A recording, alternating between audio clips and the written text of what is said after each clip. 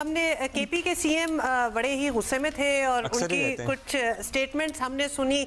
Obviously गुस्सा था, उनके अरेस्ट वारंट निकल आया और उनका ये कहना था कि अगर मैं चाहूँ तो बेसिकली मैं सारों के अरेस्ट वारंट निकाल सकता हूँ। उन्होंने वज़ीर आला पंजाब को मुखातिब करते हुए कहा कि मैं आपके अब्बू और पता नहीं किस किस के अरेस्ट वारंट निकलवाऊंगा। अगर आप चाहती हैं तो हम एक दफा आपको सुना सकते हैं, अगर आपने नहीं सुना हुआ आज़मा साहिबा। अच्छा ठीक है, चले आगे बस बात ये थी, फिर आज उनकी मुलाकात भी हुई, वो साथ थे, मरियम साहिबा भी थी, तस्वीर भी हुई। क्या समझती हैं आप ऐसे स्टेटमेंट्स को? और उसके अगले दिन ही वो ये तस्वीर भी हम दिखा रहे हैं, इस वक्त साथ ही खड़े थे, हेलो हाय भी हुई होगी, क्या कहेंगी? देखो, पहले तो हुमा, ये फिजाई आलूदगी के बाद आपने सियासी आलूदगी का जिक्र अच्छा छेड़ा है और ये आपने अच्छा एक दूसरे के साथ इसको जो है वो थोड़ा सा कोऑपरेट करने की कोशिश की है।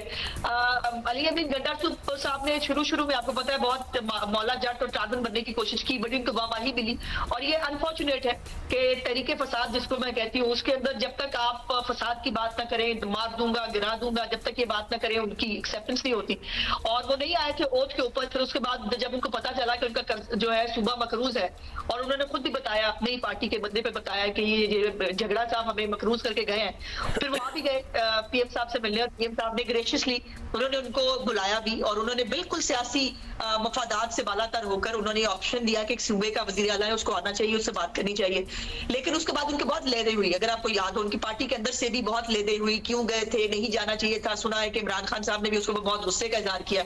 तो उनकी वो बेचारे जो है ना, उनकी कुछ तो उनकी ज़हनी हालत ऐसी है, वो गुस्से में हर वक्त ही होते हैं। कभी आपने उनको सेनेटरी में देखा है, कभी आपने उनसे कोई रीजनेबल बात देखी? अब कल एक चीफ मिनिस्टर जो है वो अपने सूबे के लोगों को कह रहा है कि ईंटें मारो, किसी को ये नहीं कह रहा कि आप इसके खिलाफ कुछ पर्चा दर्ज करा दो, किसी के खिलाफ कोई शिकायत, कह रहा है ईंटें मारो जो आपसे रिश्वत मांगे। अब गंडापुर साहब की खुद की ऑडियोज मौजूद है जिसके अंदर रिश्वत मांग रहे हैं, मैंने इलेक्शन लड़ना है, मुझे इतने पैसे भेज दो। और अगर उनके ऊपर केसेस जो है वो 9 मई के हवाले से है, ये भी उनकी ऑडियो मौजूद है जिसके अंदर वो कह रहे हैं हम ईंटें इकट्ठे कर रहे हैं, गुलेले इकट्ठे कर रहे हैं। अब अगर आपने 9 मई किया है और आपने मुल्क के अंदर एक फसाद बर्पा किया था तो उसके ऊपर एफआईआर हमने तो नहीं कराई है, हमारा लेना देना, हमने तो नहीं कहा था आप 9 मई करने के लिए चले जाएं, आप जाकर जो है वो स्वाद मोटरवे को अभी आग लगवा दें, आप रेडियो पाकिस्तान भी जो है वो पेशावर का जला दें, आप जो है एम्बुलेंस से जला दें, हमने तो नहीं कहा था।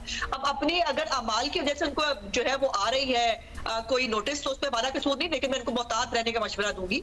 मरियम नवाज की बात करते हुए थोड़ा सा मोहतात रहे, क्योंकि हम अभी जो है हम समझते हैं कि आप चले शॉर्ट टर्म ही सही, लेकिन आप वजीर आला है, हम आपकी इज्जत करना चाहते हैं, लेकिन आपकी इज्जत तब होगी जब आप हमारी चीफ मिनिस्टर की इज्जत करेंगे। बहुत शुक्रिया। कोई लिबर्टी नहीं मांग रही, वो मैं जेंडर की कायल नहीं हूँ पॉलिटिक्स के अंदर, वो चीफ मिनिस्टर पंजाब है और वो पंजाब का और पाकिस्तान जो पाकिस्तान का सबसे बड़ा सूबा है, 12.5 करोड़ से ज्यादा की उसकी आबादी है और उसकी चीफ मिनिस्टर को जो है वो धमकियां देने से पहले जरा अपने अमाल के ऊपर गौर फरमा ले, हम कहेंगे तो शिकायत हो जाएगी। जी आज़मा, that's all the time we order.